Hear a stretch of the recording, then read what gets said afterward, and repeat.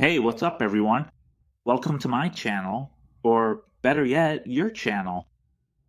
Today, I'm going to tell you the location and firing order of the cylinders for a 2.2-liter Chevy Cobalt from the years 2005 to 2010.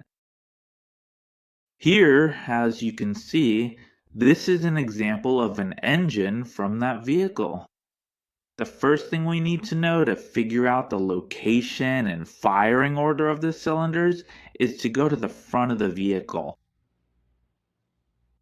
We open the hood and look toward the front of the engine. The layout is as follows.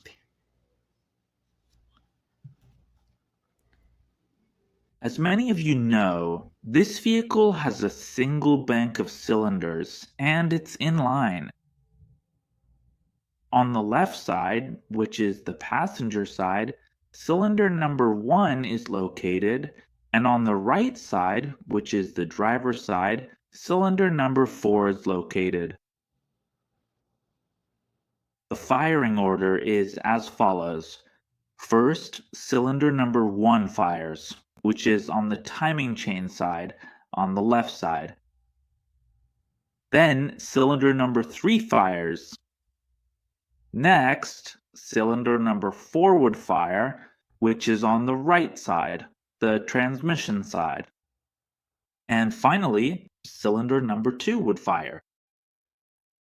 Well, folks, I don't have anything else to say.